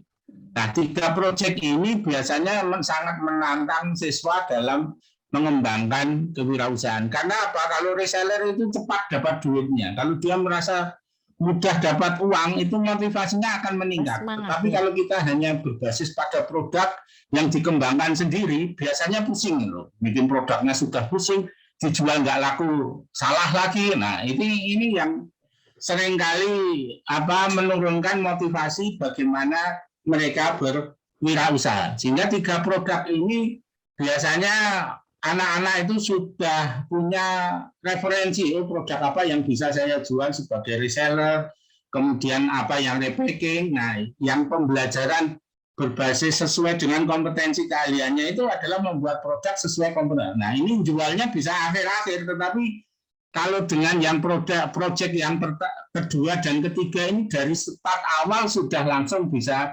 berjualan dan menghasilkan. Nah, nanti dari hasil penjualan ini biasanya untuk memodali produk-produk yang akan dikembangkan secara idealis sesuai dengan kompetensi keahliannya. Next, Bu Rin.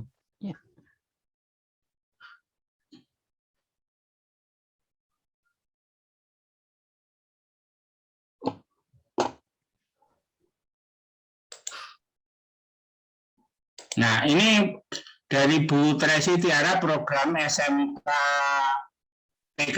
SMK Pencetak Wirausaha.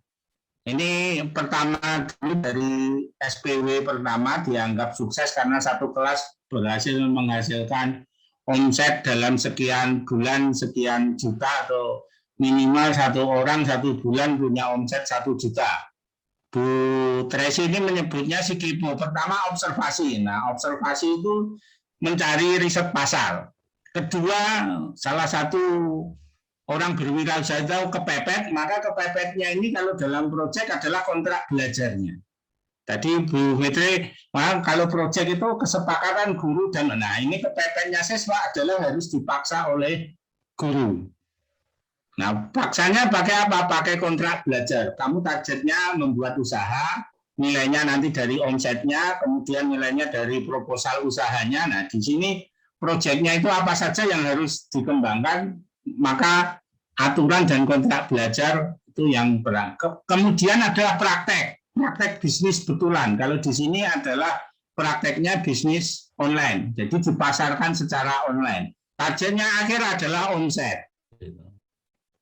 Nah, ini sikap yang dikembangkan, empati, etos kerja, kemudian kerjasama tim, disiplin, jujur, kemudian target. Nah, ini kan juga nanti akan sesuai dengan profil pelajar Pancasila. Selanjutnya. Ya.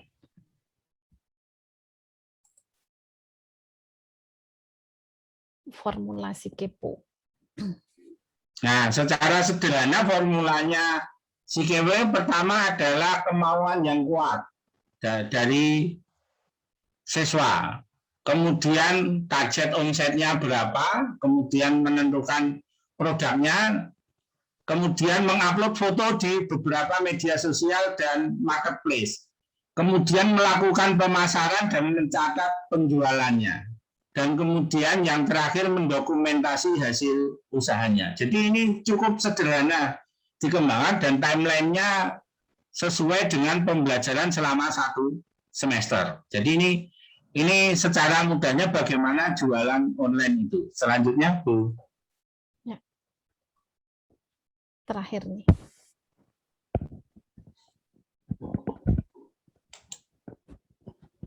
Nah, ini Bapak-Ibu, dalam bisnis online nanti kita harus yang pertama, kesuksesan itu tergantung bagaimana kita menjangkau konsumen yang tepat.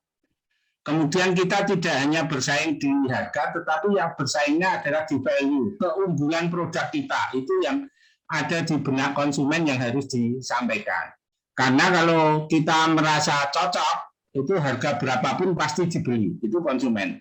Misalnya sekarang ini tren kosmetik gitu. Kalau saya jerawatan karena habis makan kacang gitu kebanyakan ini, terus ditawari obat pembersih jerawat dikasih testimoni bahwa ini tidak ada efek samping, dalam seminggu hilang, kemudian dikasih harga yang bagus dan itu saya pakai ada buktinya, maka harga yang saya bayarkan itu tidak akan berasa karena saya merasakan manfaat atau value dari produk itu. Sehingga promosi itu harus menjangkau target konsumen yang pas. Nanti jual obat jerawat tetapi kepada orang-orang yang sudah tidak jerawatan itu juga akan susah kan gitu. Orang-orang yang nggak butuh solusi terhadap masalahnya. Berikutnya adalah menggunakan teknologi yang tepat. Teknologi yang tepat ini saluran pemasarannya. Kalau online di marketplace, di Facebook, marketplace itu ada pilihan. Shopee sekarang paling tinggi adalah Shopee. Shopee itu biasanya untuk emak-emak agak muda. Kemudian Tokopedia itu Bukalapak itu cowok-cowok biasanya. Jadi produknya kita harus pilih teknologi yang tepat untuk memasarkan. Facebook itu untuk generasi yang agak tua, Instagram agak muda lagi, TikTok yang generasi sekarang. Nah itu saluran-saluran teknologi yang kita manfaatkan untuk menjangkau konsumen itu juga harus tepat. Kemudian produk itu harus ditawarkan dengan konten yang tepat. Jadi membuat produk sama membuat konten penawaran di era digital itu sangat penting. Kenapa konten ini penting? Bapak Ibu, banyak orang merasa sudah jualan online, buka toko online, tapi nggak laku-laku. Apa masalahnya? Karena nggak ada yang mengunjungi. Sama kayak kita buka toko offline, nggak ada promosi, hanya mengandalkan orang lewat, nggak ada yang mengunjungi. Nah, toko-toko yang ramai itu apa sih yang menyebabkan mereka ramai? Ya ada kontennya, ada promosi. Mengapa Indomaret, Alfamart ramai? Karena ada diskon dipajang dengan eventnya, hari ini diskon apa dan seterusnya. Demikian juga kalau kita online. Bagaimana mendatangkan orang ke markas atau ke toko kita baik di Facebook, di marketplace. Nah itu dengan apa? Dengan konten. Konten yang menarik, kemudian bagaimana kita add friend kalau pakai media sosial, kalau pakai web atau marketplace, bagaimana kita mengatur SEO-nya di Google supaya produk kita dapat dilihat orang, misalnya mencari ayam ingkung gitu. Nanti tiba-tiba di halaman satu Google itu muncul ayam ingkung bikinan SMK Panda. Nah, itu potensi lakunya akan besar. Nah, kemudian channel distribusi. Nah, ini distribusinya lewat apa? Nanti pengiriman. Kalau pengiriman packaging-nya bagaimana supaya aman sampai ke konsumen? Tahan berapa hari kalau makanan? Kemudian kalau di toko offline bagaimana layanannya? Berikutnya adalah branding yang tepat. Branding itu adalah bagaimana produk kita itu mampu diingat, selalu diingat oleh konsumen. Oh kalau ke Bantul itu saya beli ayam ingkung Panda. Oh kalau ke Bantul itu saya beli anggrek di Panda. Oh kalau ke Tasik itu beli apa ya, Tasik Bodir itu di SMK apa? Susah lah. Lewiliang. Kalau di Gedang Sari itu saya beli batik warna alam. Gitu. Yeah. Kalau mau cari batik warna alam, nah itu di Gedang Sari.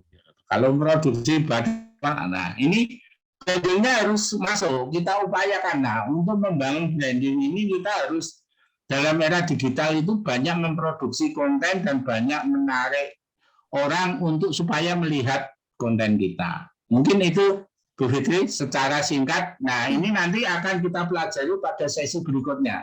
Dari mulai produk, marketing online-nya, kemudian mengelola media sosial. Bapak Ibu, sekolah-sekolah sekarang sudah berlomba mempunyai media sosial administrator atau yang mengurusi media sosialnya. Jadi tiap hari posting apa, kegiatan apa, itu salah satu membentuk branding dan memasarkan sekolah. Nah, itu yang bisa saya sampaikan. Mudah-mudahan nanti di sesi berikutnya akan banyak praktisi yang akan hadir bagaimana membuat konten yang baik, foto yang baik, kemudian bagaimana beriklan di marketplace, sehingga Bapak Ibu saat mendampingi siswa pada kegiatan proyek pelajar Pancasila maupun mengajar proyek kewirausahaan itu sudah mengenal bagaimana strategi mengelola usaha di era digital ini.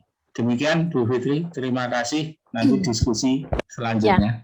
Baik, terima kasih Pak Nur ya. Saya yakin Bapak Ibu sudah penasaran ini ya. Bahasa Jawanya tuh muntup-muntup ya, muntup-muntup itu apa ya? Pengen tanya dan keburu pengen praktek kewirausahaan mungkin ya. Insya Allah di tahapan yang kedua ini selesai kegiatan bahasan pembelajaran ini kita nanti seperti tadi yang sudah Pak Nur sampaikan, kita akan coba pelajari bersama-sama mulai dari menggali potensi yang sekolah miliki untuk kewirausahaan, kemudian mungkin pengembangan produk unggulannya seperti apa, pengemasannya, brandingnya, sampai pada pembuatan marketplace dan juga mungkin sebelumnya bisa menyusun BMC ya Pak Nur ya, insya Allah tahapan selanjutnya kita akan menuju ke sana ya, sehingga Bapak Ibu ketika mendampingi siswa melakukan kegiatan pembelajaran kewirausahaan ini lebih mantap ya, lebih mantap. Baik, sedikit Ibu Bapak sebelum kita diskusi saya akan sampaikan tentang modul ajar ya, tentang modul ajar ini Bapak Ibu jadi kalau tadi modul ya, nah ini tadi model ya, sekarang modul ya Bapak Ibu. Yang penting enggak modal madul ya. Nah, modul ajar ini memang sangat penting Bapak Ibu untuk kita gunakan ya di dalam kegiatan pembelajaran karena ini merupakan salah satu perangkat ajar ya, salah satu perangkat ajar di mana modul ini harapannya bisa membantu kita sebagai seorang guru di dalam melakukan kegiatan pembelajaran. Jadi modul sendiri karakteristiknya adalah bisa berdiri sendiri ya, atau mandiri, self alone begitu, sehingga harapannya dengan bantuan modul ini, terutama saat ini Bapak Ibu, saat pembelajaran daring ini sangat-sangat terbatas ya untuk bisa berdiskusi, sehingga modul ajar ini sangat diperlukan.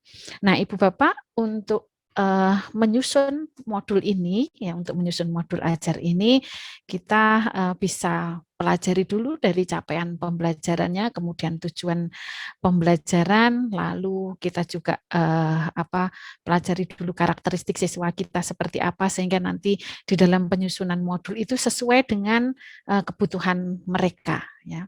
Saya agak cepat Bapak Ibu agar nanti kita bisa diskusi lebih banyak terutama di modul ini.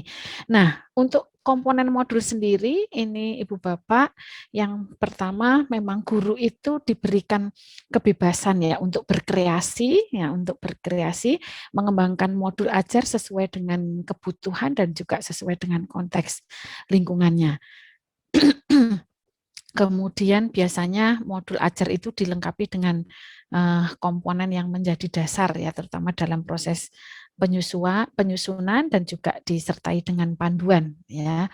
Nah, ini kalau komponen modul ajar sendiri ini ada informasi umum ya. Informasi umum itu ada identitas sekolah, kemudian kompetensi awal, lalu profil pelajar Pancasila yang akan dikembangkan ya, ini seperti apa, kemudian sarana dan prasarananya, lalu target peserta didik dan juga model pembelajaran yang digunakan.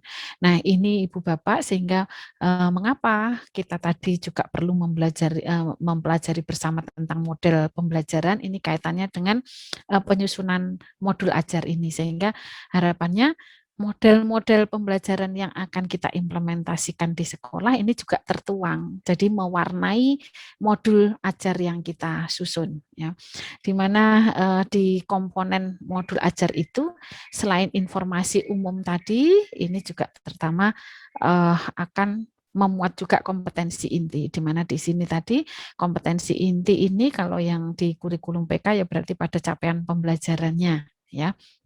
Nah, untuk bisa mempelajari atau kompetensi inti ini bisa dikuasai, ini diturunkan dulu Ibu Bapak menjadi tujuan pembelajaran, ya, kemudian pemahaman bermakna. Nah, nanti kita lihat pemahaman bermakna itu apa. Nah, pemahaman bermakna ini adalah satu kalimat-kalimat yang istilahnya setelah siswa itu mempelajari modul ajar, itu nanti mereka akan mendapatkan apa ya, atau manfaat ya, manfaat mempelajari kompetensi ini ya. Kemudian ada juga pertanyaan pemantik. Nah, pertanyaan pemantik ini jelas ya Bapak Ibu, di sini ya, kita bisa berikan pertanyaan-pertanyaan yang bisa memacu ya, membuka wawasan mereka ya. Ibaratnya seperti apersepsi ya kalau kita melakukan kegiatan pembelajaran ya. Kemudian persiapan pembelajarannya juga bisa diberikan ya. Lalu kegiatan pembelajaran, asesmen, pengayaan dan remedial serta refleksi. Jadi memang modul itu lengkap Bapak Ibu. Jadi sehingga mengapa karakteristik modul itu salah satunya adalah media yang bisa digunakan untuk belajar mandiri siswa.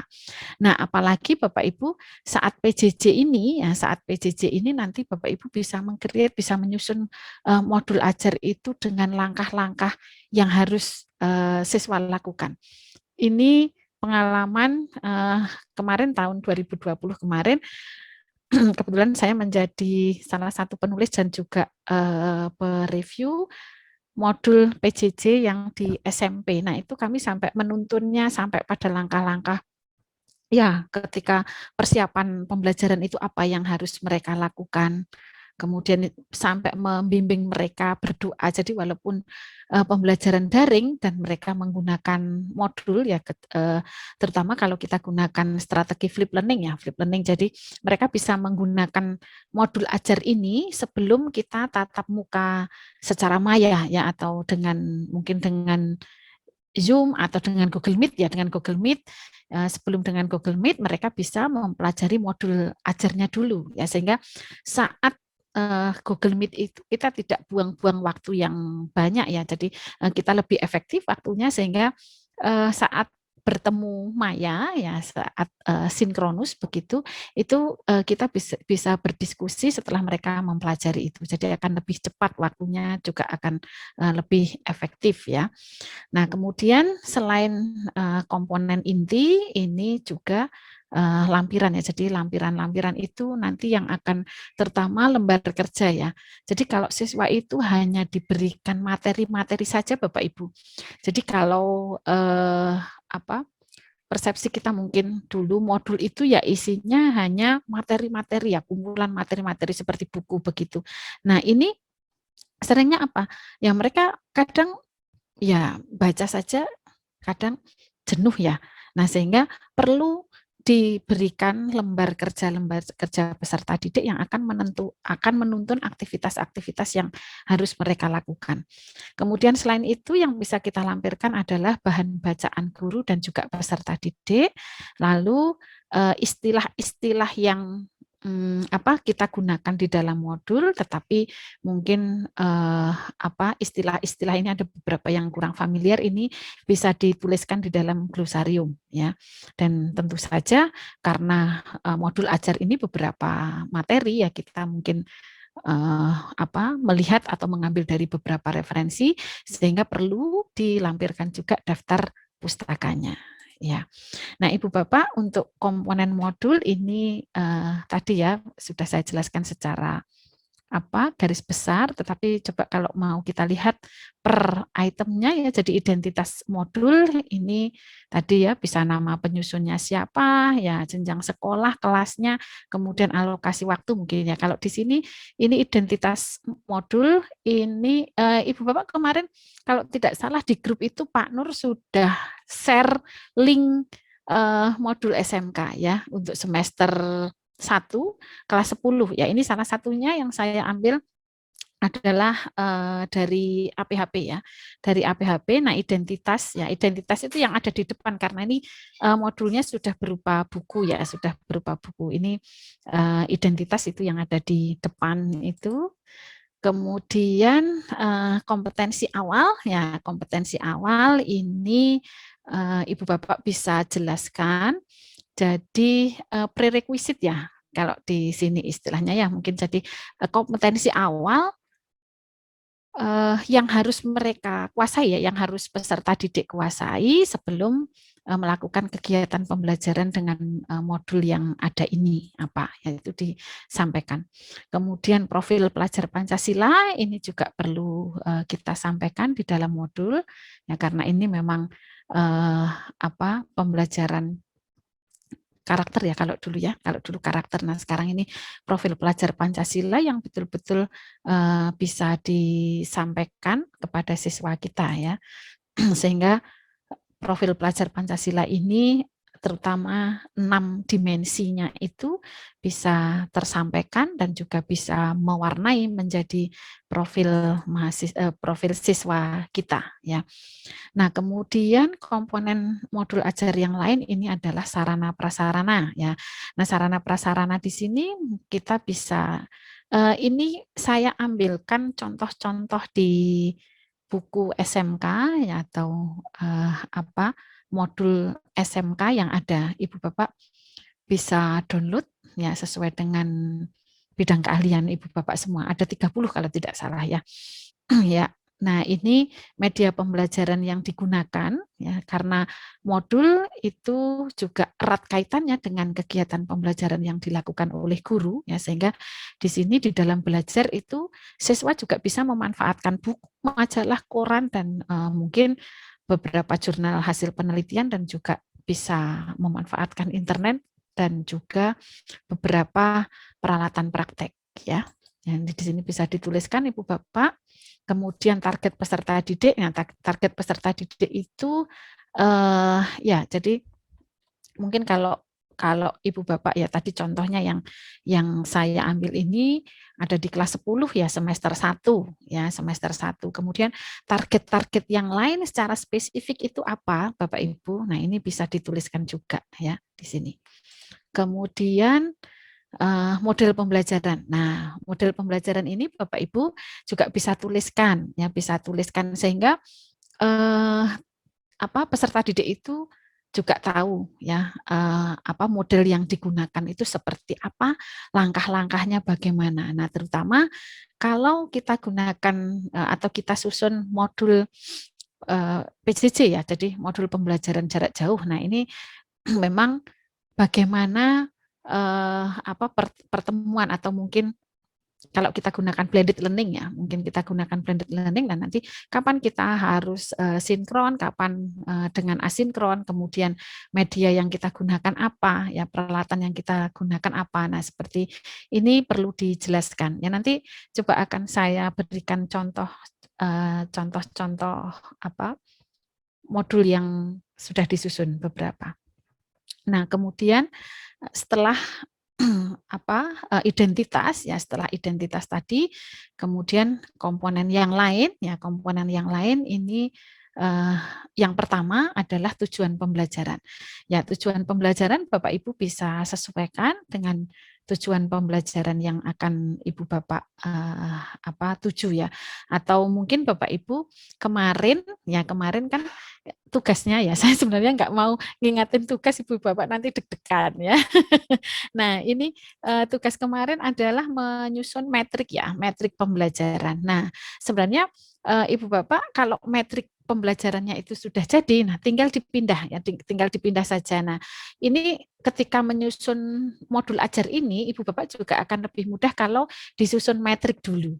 Ya, metriknya seperti apa ya? Metriknya hampir sama seperti metrik pembelajaran kemarin, hanya isinya pada komponen-komponen modul. Ya mungkin CP-nya apa, kemudian tujuan pembelajaran, ya lalu setelah tujuan pembelajaran mungkin ada kalimat-kalimat pemantik. Nah, kalimat pemantik itu di situ juga bisa dituliskan ya, jadi dibuat metrik nanti sementara tidak harus kalimat detail ya, tidak harus kalimat detail tapi poin-poinnya ya, poin-poinnya di situ bisa kalimat pemantiknya tentang ini ya, keywordnya intinya ya, itu untuk mempermudah Bapak Ibu menyusun modul ajar ini ya.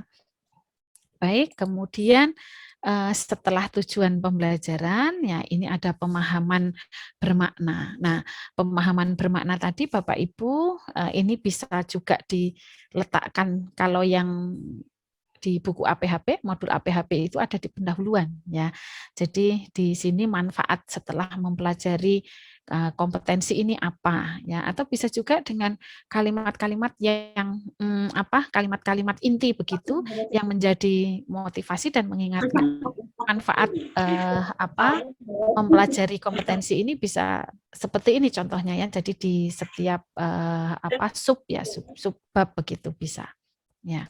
Kemudian berikutnya, komponen berikutnya adalah pertanyaan pemantik. Nah, pertanyaan pemantik ini sebenarnya yang akan menggiring ya pada materi inti begitu, atau kalau di kegiatan pembelajaran yang mungkin persepsi ya Bapak Ibu ini sama ya. Jadi menumbuhkan rasa ingin tahu ya. Jadi yang memang yang mendorong mendorong siswa untuk mempelajari modul secara lanjut begitu. Ya, kemudian berikutnya pada kegiatan pembelajaran. Nah, kegiatan pembelajaran Bapak Ibu tadi sudah saya sampaikan bahwa kegiatan pembelajaran itu bisa dalam bentuk ada 8 bentuk kegiatan pembelajaran, sehingga di modul ajar itu bisa disebutkan ya, atau bisa langsung diberikan contoh dan juga kegiatannya atau mungkin aplikasinya. Bahkan nanti bisa juga dilengkapi dengan LK-nya di sini. LK bisa di lampiran atau bisa juga sebenarnya LK itu langsung pada aktivitas kegiatan belajarnya. Seumpama begini, aktivitas belajar di modul ini yang di APHP kelas 10 itu semester 1 itu beberapa menggunakan aktivitas kegiatan belajar 3 aktivitas ya untuk satu capaian pembelajaran ya, atau satu sub kegiatan pembelajaran atau mungkin materi ya. Jadi ada studi pustaka mandiri ya, ini menggunakan berbagai macam referensi begitu dan berbagai macam cara. Nah, untuk bisa memaksa ya istilahnya, jadi untuk bisa agar menuntun siswa itu untuk melakukan kegiatan ini ya perlu dibuatkan LK mungkin di sini ya, LK yang mengarahkan pada peserta didik itu untuk bisa melakukan studi pustaka mandiri. Karena kadang kalau hanya diminta untuk membaca saja ya kadang mereka tidak membaca, tapi ada tagihannya mungkin di sini ya, perlu diberikan tagihan. Ya. Kemudian kegiatan yang lain, ya, jadi kegiatan belajar yang lain atau aktivitas belajar yang lain selain menggunakan studi pustaka mereka dengan membaca, ini mereka juga bisa berkunjung ke industri. Ya, berkunjung ke industri ini Bapak Ibu saat pandemi ini bisa mungkin kalau di sekitar tempat tinggal mereka ada industri yang dituju, nah bisa dengan melakukan tetap dengan prokes ya yang ketat begitu. Kemudian ini juga bisa disertai dengan LK-nya Bapak Ibu. Jadi mereka ke industri itu harus ngapain ya. Kemudian langkah-langkahnya di industri. Kemudian materi yang akan mereka pelajari di industri itu apa ya. Di sini diberikan guideline-nya atau panduannya ya, panduan untuk berkunjung ke industri sampai pada mungkin tagihan-tagihannya ya, tagihan-tagihannya atau lembar kerja yang harus mereka isi ya. Nah, kemudian berkunjung ke industri ini kalau kita mungkin kesulitan ya karena saat pandemi ini mungkin berkunjung ke industrinya bisa berselancar di dunia maya ya melalui kita bisa melihat industri-industri yang ada, terutama ya kita buatkan tadi guideline-nya apa saja yang harus mereka lihat begitu, walaupun secara maya ya. Tapi poin-poinnya bisa kita tuliskan di sini. Kemudian selain berkunjung ke industri, mereka juga akan melakukan presentasi dan diskusi. Ya, nah ini Bapak Ibu, jadi aktivitas belajarnya itu tidak hanya satu saja, hanya baca, dan baca ya, studi pustaka atau mandiri. Tapi bisa juga kita kombinasikan. Ya, di sini mungkin tidak hanya berkunjung dan presentasi terus-menerus ya. Tadi kan ada beberapa model di situ. Contohnya mungkin dengan problem base ya, jadi penyelesaian masalah. Nah, penyelesaian masalah bagaimana penyelesaian masalah atau bagaimana masalah yang dikemukakan. Kemudian langkah-langkah untuk bisa menyelesaikan permasalahan itu seperti apa, itu juga perlu guideline atau perlu bimbingan dari guru yang dituangkan di dalam modul ajar ya. Nah, ini contohnya Bapak Ibu di sini penulisan aktivitas belajar itu kalau kita lihat juga mungkin tidak spesifik langsung ke 8 dimensi itu ya atau 8 strategi itu. Tetapi bisa juga mungkin dibahasakan yang lain. Jadi di sini ada modul yang gaya selingkungnya agak sedikit berbeda begitu. Jadi ketika aktivitas belajar ini di sini dituliskan ayo bereksplorasi ya. Bereksplorasinya apa? Bereksplorasinya dengan cara mengunjungi sebuah industri. Nah, ini sebenarnya kan aktivitas belajarnya mereka bisa aktivitas belajar di industri. Ya, seperti itu Bapak Ibu. Jadi kita bisa mengoptimalkan kreativitas kita untuk menyusun modul ajar ini, terutama di aktivitas belajar ini kita bisa kombinasikan, tidak hanya dengan satu bentuk atau satu aktivitas kegiatan belajar. Nah, kemudian setelah aktivitas belajar, nah ini juga modul itu dilengkapi dengan assessment ya, dengan assessment. Nah, assessment di sini kalau kemarin ini ada pertanyaan dari Bu Yulia kemarin ya, assessment diagnostik. Nah, assessment diagnostik ini sebenarnya kan digunakan untuk melihat terutama untuk melihat ya karakteristik peserta didik kita dan terutama pada penguasaan kompetensi yang sebelum mereka mendapatkan materi ini ya. Sehingga kita bisa tentukan cara pendekatannya di dalam belajar. Nah, kemudian selain ini ya, selain asesmen diagnostik, ini kita ya yang seringnya pengetahuan kita semua dan mungkin Ibu Bapak ketika menyusun modul selama ini ya terutama ini asesmen untuk formatif ya. Formatif itu untuk melihat capaian pembelajaran saat itu ya. Nah, selama proses pembelajaran seperti apa. Nah, sehingga mungkin di dalam penyusunan modul ini nanti kan ada beberapa kegiatan belajar ya. Nah, setelah selesai kegiatan belajar satu mungkin diberikan asesmen formatif seperti apa. Yang kemudian sampai nantinya pada setelah mereka mempelajari di akhir modul, jadi mempelajari semua kegiatan belajar dilakukan, itu mereka akan mengerjakan ya atau mereka akan melakukan asesmen atau penilaian pada akhir. Nah, ini yang sering disebut dengan proses pembelajaran sumatif ya atau asesmen sumatif ya. Nah, ini Bapak Ibu nanti bisa dituliskan juga bahwa asesmen itu meliputi 3 ya, 3. Jadi asesmennya juga melihat ketercapaian pembelajaran secara sikapnya seperti apa, kemudian pengetahuan dan juga keterampilan. Nah, di asesmen ini sendiri nanti mungkin Bapak Ibu juga bisa sajikan dulu kisi-kisinya apa. Jadi siswa itu juga tahu bahwa mereka di dalam belajar itu mereka bisa menilai dirinya sendiri ya sampai sejauh mana penguasaan kompetensinya.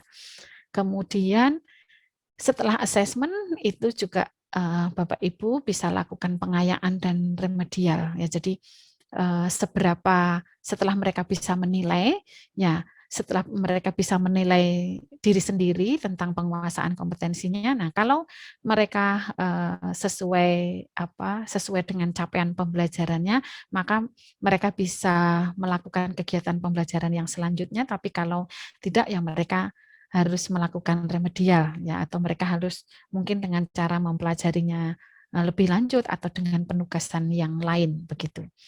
Kemudian Bapak Ibu, nah selain itu komponen modul ajar ini juga membutuhkan lembar kerja ya Bapak Ibu. Lah lembar kerja ini tadi bisa dalam bentuk lampiran ya, kalau yang di panduan tadi di komponen-komponen modul itu lembar kerja dan juga bahan bacaan ini bisa di lampiran ya, tapi sebenarnya ini juga bisa dimasukkan di dalam isi. Ini tidak masalah Bapak Ibu, tidak menjadi satu hal yang istilahnya oh ini harus di lampiran ya, saklek begitu, tidak. Boleh juga LK itu masuk pada kegiatan pembelajaran. Nah, kemudian selain bahan bacaan, ya bahan bacaan itu biasanya kan di tiap subnya ya atau sub kompetensi kalau dulu ya, kalau sekarang ya sub capaian pembelajarannya seperti apa. Ini disertai tadi dengan dengan lembar kerja dan juga bahan bacaan, ya, bahan bacaan guru. Kemudian selain itu glosarium, ya, glosarium ini ada yang meletakkan di depan, ya, ada juga yang meletakkan di belakang. Ya, silahkan nanti intinya kita akan memberikan penjelasan hal-hal yang atau istilah-istilah teknis yang kadang belum umum, ya, atau bahkan umum pun, tapi kalau di sini mungkin di buku atau modul itu banyak kita gunakan, ya, Bapak Ibu bisa tuliskan di dalam glosarium, ya. Nah, kemudian daftar pustaka, jelas, ya, Bapak Ibu, pustaka-pustaka yang kita acu, ya, ini bisa dituliskan atau yang kita gunakan di dalam penyusunan modul ajar itu bisa dituliskan di dalam daftar pustaka. Ya, saya kira itu Bapak Ibu untuk prinsip-prinsipnya. Ada 4 prinsip, ya, di dalam pengembangan modul ajar. Jadi intinya, ya, kita bisa lihat terutama modul ajar itu sendiri sebenarnya memang harus bisa memberikan pemahaman konsep, ya, dari setiap mata pelajaran, terutama dengan dengan pengalaman belajar yang mereka lakukan, ya, atau yang mereka dapatkan dari proses belajar itu. Kemudian menarik, bermakna, dan juga menantang. Nah, ini menarik, bermakna, dan menantang ini bisa kita siasati dengan berbagai hal, terutama kaitannya dengan aktivitas, ya, dengan aktivitas pembelajaran, sehingga modul ajar yang kita susun itu tidak membosankan, ya. Kemudian prinsip yang lain ini relevan dan kontekstual, betul Bapak Ibu. Jadi materi atau modul yang kita susun itu juga harus kontekstual dengan apa yang ada atau apa yang peserta didik atau siswa itu alami atau mungkin rasakan di dalam kehidupan sehari-hari mereka. Kemudian berkesinambungan, ya, jelas ini harapannya modul ajar ini yang kita tulis ini sesuai dengan fase, ya, sesuai dengan fase belajar peserta didik, ya. Nah, ini Bapak Ibu tadi prosedur penyusunannya sebenarnya tidak jauh, ya, tidak jauh dari apa yang kita lakukan kemarin, mulai dari analisis pembelajarannya dulu atau analisis kebutuhan modul di sini dengan melihat kebutuhan guru, peserta didik, dan juga satuan pendidikan, kemudian memasukkan atau identifikasi kebutuhan terkait dengan profil pelajar Pancasila, kemudian menentukan alur tujuan pembelajaran, lalu susunan modul ajar berdasarkan komponen yang tersedia, tadi komponen-komponennya apa saja, kemudian pelaksanaan pembelajarannya, dan juga evaluasi serta tindak lanjut. Nah, ini adalah prosedur penyusunan modul ajarnya, sehingga Bapak Ibu nanti memang ada tugas juga Bapak Ibu, ya, jadi ada tugas, tapi ini tugasnya juga untuk penyusunan modul itu nanti sampai di akhir, ya. Jadi ini proyek juga Bapak Ibu, proyek penyusunan modul ini nanti sampai mungkin kira-kira sampai bulan Januari, ya. Ya, nanti kita buat kesepakatan bersama nanti di classroom, ya. Waktunya sampai kapan, ya. Kemudian jelas kalau untuk modulnya sendiri sesuai dengan mata pelajaran yang Bapak Ibu ampu, ya. Baik Ibu Bapak, saya kira untuk paparan materi sampai di sini dulu. Mari jika mungkin ada beberapa pertanyaan atau diskusi yang bisa kita lakukan, monggo Bapak Ibu, saya dan Pak Nur, ya, siap mendampingi Bapak Ibu semua.